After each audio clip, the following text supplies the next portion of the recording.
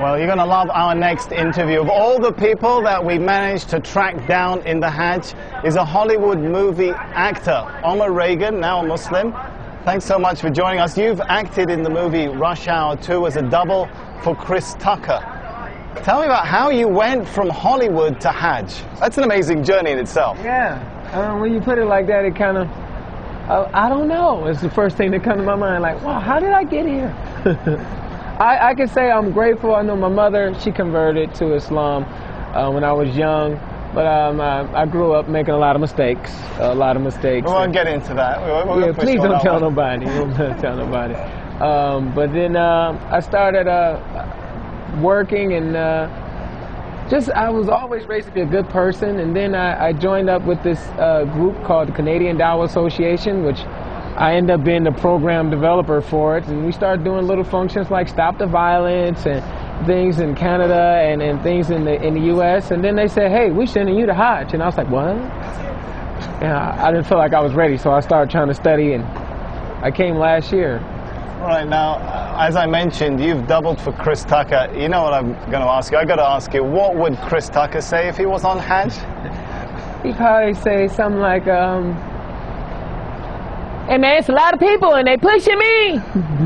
No, he can't say. It's all for Allah, man. All for Allah. It's only one God. Numerous of things. And you know this, man. May do this.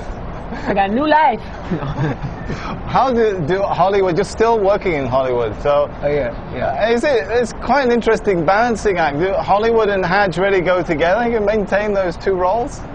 Hollywood and Hajj.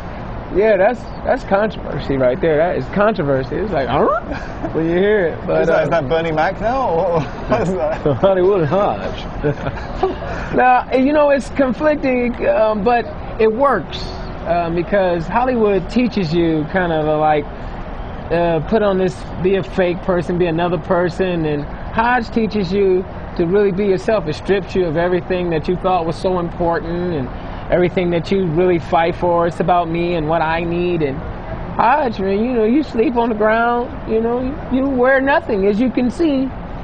No, we don't want to really show you wearing nothing. He is dressed, by the way. That is true. That is true. But you stripped of all those worldly possessions, you know, and you kind of, everybody's on the same level, no matter how much money you have.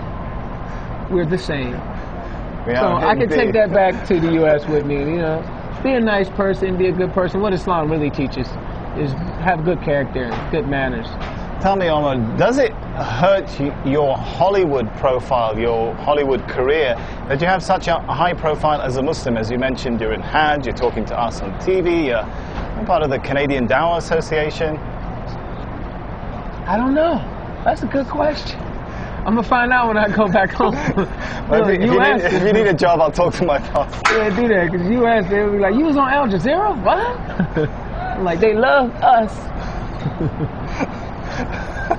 It's been good talking to you, Omar Reagan. It's been good talking to you, too. I'm going to let you get back to the other rush hour. This is more like rush hour 10. It took us about 3 hours and 15 minutes to get you out here. I don't want to even think about how long it's going to take to get you back. Yeah, what is the opposite of rush hour? Slow motion over here, boy. You can't go nowhere.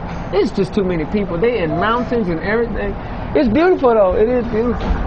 Omar Reagan, you have yourself a beautiful Hajj and a safe trip home. All right, nice talking to you. Man. Thank you. We'll be continuing the coverage from the heart of the Hajj in the days to come, but for now I'm going to hand you back to Imran in the studio.